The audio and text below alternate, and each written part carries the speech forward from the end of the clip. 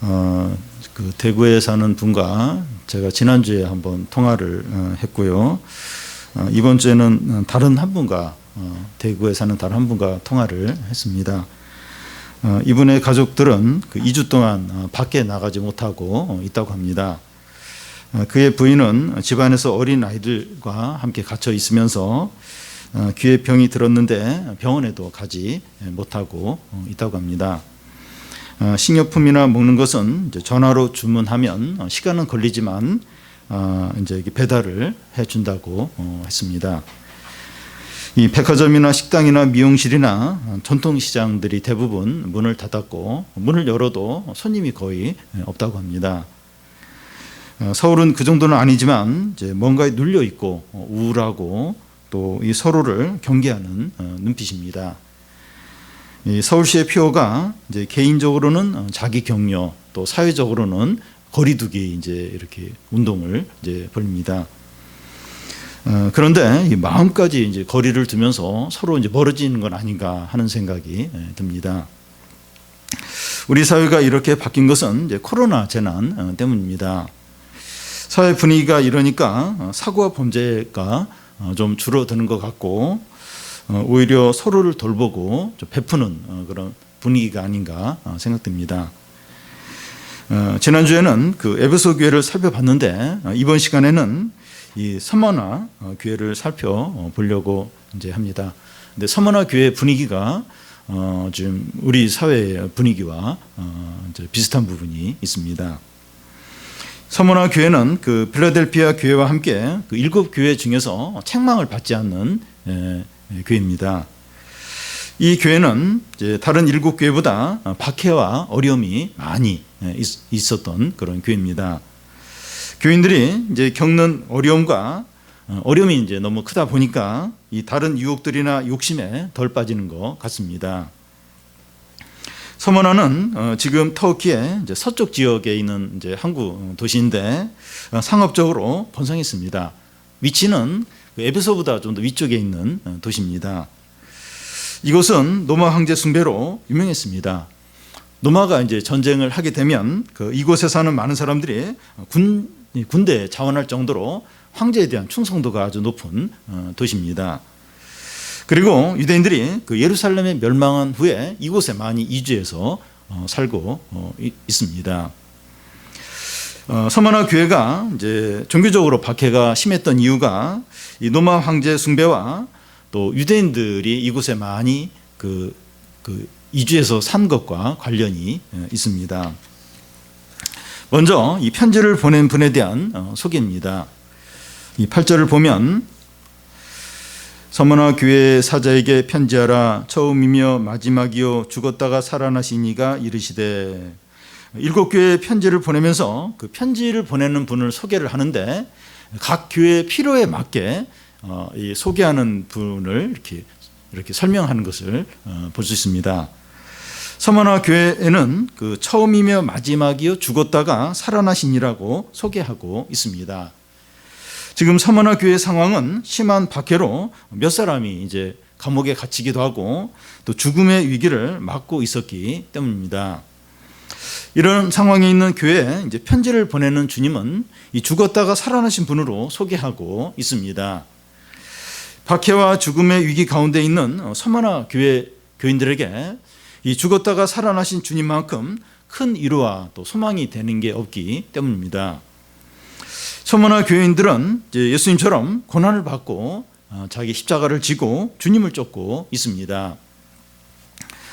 여러분, 그 성도가 이제 고난을 받을 때만큼 예수님이 가깝게 느껴질 때가 없습니다. 신앙 때문에 감옥에 갇힌 성도들이 이제 고백하는 글들을 이제 읽어보면 주님이 감옥 안에 같이 계시고 자기 옆에서 말씀을 하시고 또 자기와 항상 함께 하심을 느꼈다고 그렇게 고백을 합니다. 우리도 이제 그와 같이 느낄 때가 있는데 병상에 있을 때나 또 경제적으로 힘들 때나 재수를 할 때나 사람들에게 이렇게 상처를 받았을 때 다른 어느 때보다도 주님이 가깝게 느껴집니다. 우리가 신앙 때문에 고난과 손해를 이제 본다면 그것이 나 혼자만 받는 것이 아니라 주님과 함께 받는 겁니다. 주님과 일체감을 더욱 느끼게 됩니다. 그러니까 뭐 이렇게 일이 잘 되고 또 편안할 때는 주님이 잘 안 느껴지는데 이 고난 가운데 있을 때는 주님이 아주 가까이 계신 게 느껴집니다. 그래서 우리가 주님을 위해서 고난을 받고 낮아지고 손해보는 것을 두려워하지 않아야 합니다. 주님을 더욱 누리는 기회가 되기 때문이죠. 십자가 사랑과 은혜가 더욱 마음에 와닿습니다. 더 이 십자가의 사랑과 은혜가 더 많이 느껴지게 됩니다. 빌립보서에서 바울은 자기가 가장 소망하는 게 뭔가 하는 것을 말하는데 이 그리스도의 고난과 죽음에 더 동참하기 원한다고 그렇게 이제 고백을 합니다. 주님은 이 편지의 본론을 이야기하는데 서머나 교회의 실상이 어떠한가 이제 하는 것을 이제 말하는데 뭐라고 이야기를 합니까? 9절을 보면 내가 내 환난과 궁핍을 알거니와 실상은 내가 부유한 자니라 자칭 유대인이라 하는 자들의 비방도 알거니와 실상은 유대인이 아니요 사탄의 회당이라. 서머나는 이제 상업적으로 번성한 항구 도시이기 때문에 시민들이 대체적으로 부했습니다. 그리고 로마에 충성된 도시였기 때문에 여러 가지 혜택을 누렸습니다. 서머나는 부유하고 법적으로 혜택을 누리니까 부족한 것이 없었습니다. 그런데 이 서머나 교회 교인들은 환난과 궁핍을 당했습니다. 서머나는 노마 황제로 이제 유명하다고 했는데 그 당시 노마 황제는 신 중에 하나로 그렇게 이제 여겨졌어요. 노마 황제 자신이 신격이라고 해서 신처럼 이렇게 숭배를 이제 받으려고 했습니다. 그 당시 노만이나 다른 민족들은 이제 다신교였으니까 자기들이 섬기는 신이 있어요. 근데 그 외에 또 다른 신을 하나 섬기는 게 아무 문제가 없었습니다. 문제는 이제 기독교인들이에요. 이제 기독교인들은 유일신 이제 그 신앙을 가지고 있으니까 이 노마 황제를 신으로 섬길 수가 없는 거예요. 그러니까 노마 황제는 노마 입장에서는 이 노마 황제를 인정을 안 하니까 신으로 이제 숭배를 안 하니까 반역자로 이제 기독교인들을 이제 여기는 겁니다. 그 당시에 그 노마 안에 많은 종교들이 있었는데 기독교가 제일 많이 오랫동안 박해를 이제 받았습니다. 그리고 이 서머나에는 그 유대인들이 많이 이제 있다고 했는데 그 당시에는 어디를 가나 상권은 그리스인하고 이제 유대인들이 이제 상권을 이제 딱 이제 쥐고 있었습니다. 그런데 유대인들은 대부분 이제 유대교를 이제 믿으니까 기독교인들을 이제 미워하는 거예요. 그 당시 이제 기독교인들 중에는 그 유대 신자도 있었지만 이방인 신자가 훨씬 더 많았습니다. 근데 대부분 유대인들은 유대교를 믿어요. 기독교를 안 믿는 거예요. 그러니까 유대인들이 기독교인들을 더 그렇게 이제 미워하고 박해를 했습니다. 유대인들이 특히 이제 상권을 쥐고 이제 있으니까 그 기독교인들에게는 돈도 이제 안 빌려주고 또 이렇게 또 경제적인 불이익을 당하게 이제 하는 겁니다. 이런 이유들로 인해서 서머나 교회 교인들은 환난과 가난 가운데서 지내야 했습니다. 신앙만 아니면 이런 어려움을 겪지 않아도 됐죠. 그러니까 이 기독교 이 신앙만 그냥 이렇게 포기하거나 그렇게 적당히 했으면 이제 이런 어떤 경제적인 어떤 뭐 이렇게 손해나 또 이런 핍박은 이제 안 당했을 겁니다.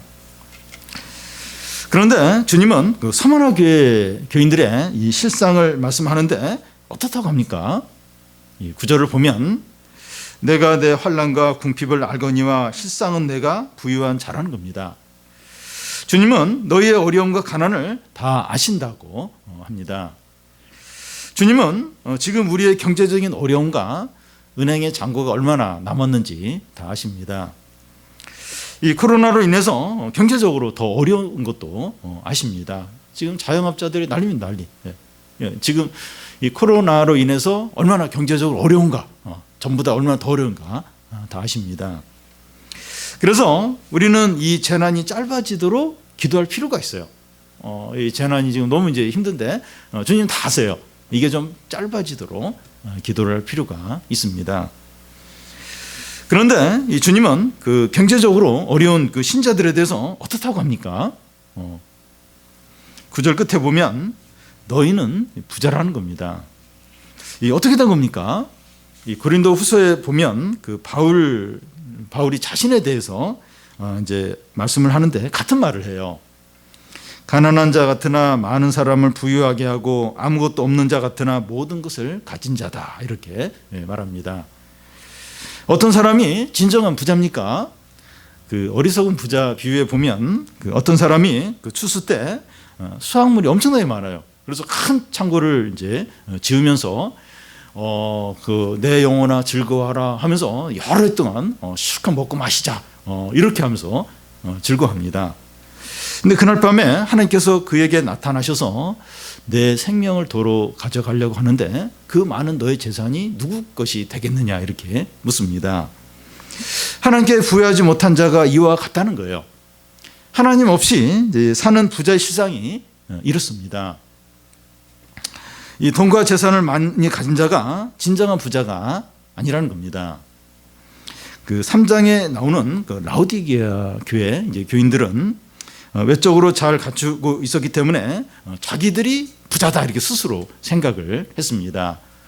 그 3장 17절에 보면 내가 말하기를 나는 부자라 부유하고 부족한 것이 없다 하나 내 공고한 것과 가련한 것과 가난한 것과 눈먼 것과 벌거벗은 것을 알지 못한다고 말합니다.